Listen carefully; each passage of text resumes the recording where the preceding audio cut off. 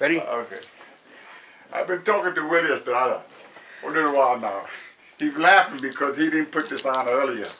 And he said I put some bombs in there. But I'm going to tell you the truth. I appreciate speaking to Willie because we need Willie Estrada and other young men like himself.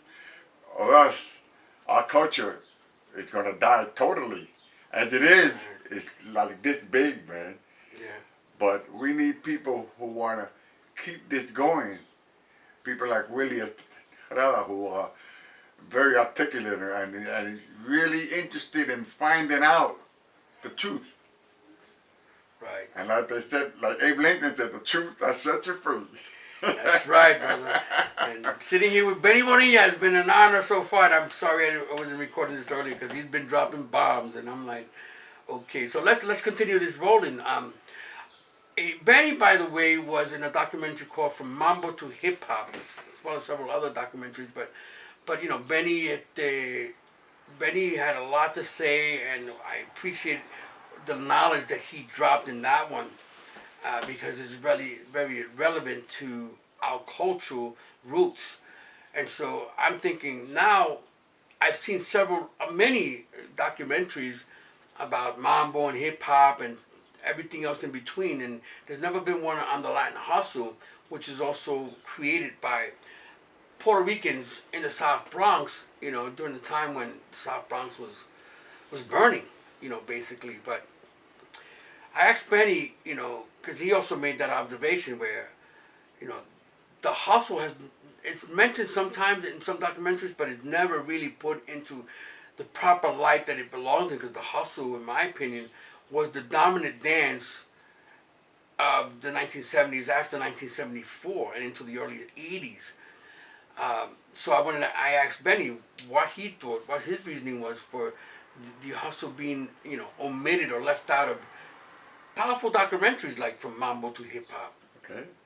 Well, uh, the way I see it is uh, after 1969 and 70, 71,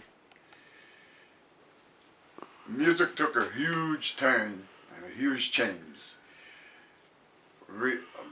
That was in the input of DJs. Now the DJs came in the 70s, and live music took a back seat. That was the first step of the Latin hustle. People didn't know it then because it had no name. See, had no name. So now these days are out there, and there's these young people like Willie and other young men and women who were very inventive in the way they danced. We're dancing to the DJs now. See, and the DJs notice that these kids are bringing steps that we're not seeing in Mambo. You know what I mean? So somebody, we don't know who, started getting, hey man, this kid must be doing something like a Latin, but it's a hustle. I mean, it's a Latin hustle, because there was a hustle dance in R&B. In the Afro-American neighborhoods, there was a hustle. But this had nothing to do with it. This was a bunch of Latinos doing their little stuff out there. I saw that at the beginning. But then, like what Willie told me, in the documentaries, they might mention it verbally, here and there, Latin hustle. But the reason I see is that they really had nobody to go to. They didn't. They could not go to the guy putting on the records, you know, spinning the records, the DJs. Who could they talk to? Maybe they didn't realize that you should have talked to the dancers. The early dancers, like Willie, for example. But when they make a documentary about Mambo, rock and roll, or whatever, hip hop, they got bands to go to. They got DJs to go to. In Mambo, they still had a lot of Mambo musicians who were still available. So they could really get down on the excuse me on those documentaries.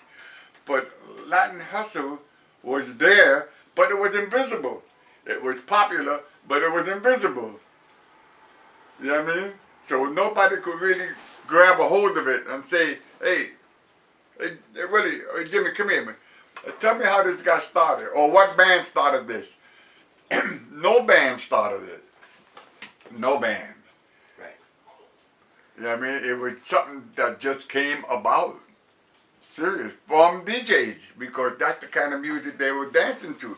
They were not dancing to no live band.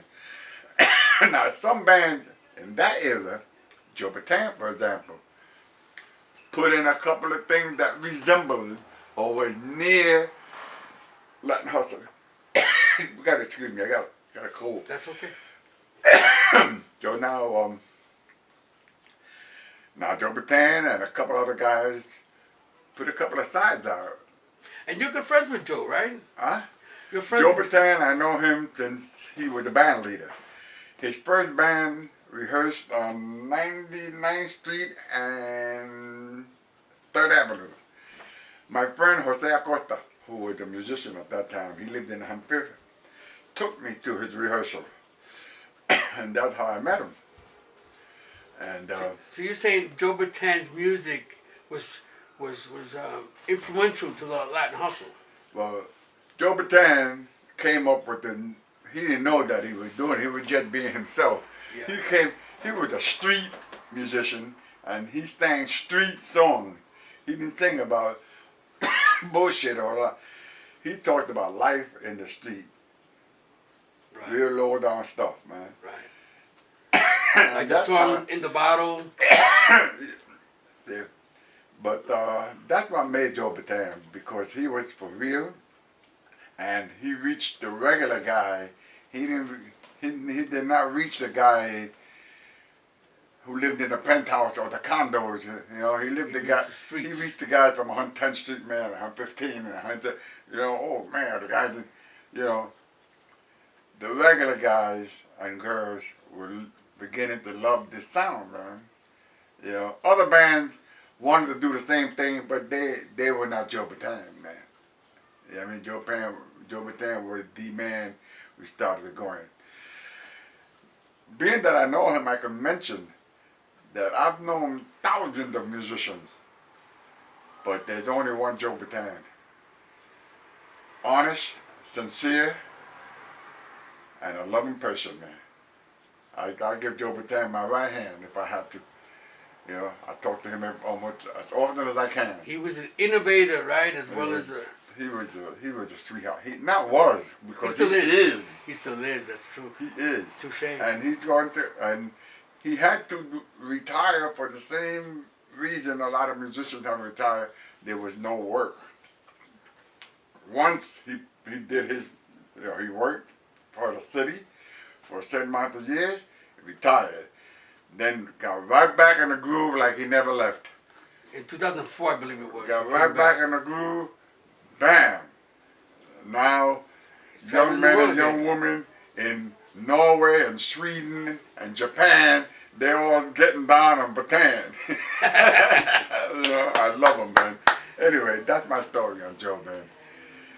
But, well, I'm going to cut it right here so we can start a different segment. yeah, sure. Thank you, Benny. Man, by the way, Benny is 83 years old now, so I have nothing but love and respect for this man. And I used to actually work with Benny in St. Mary's some years back. I don't remember what years it was, but he was in the 90s, right? Was it? No, it was in the 80s. Oh, in the 80s. In the 80s. Well, I left in 80. It was yeah. 70-something. Oh, there you go. Okay.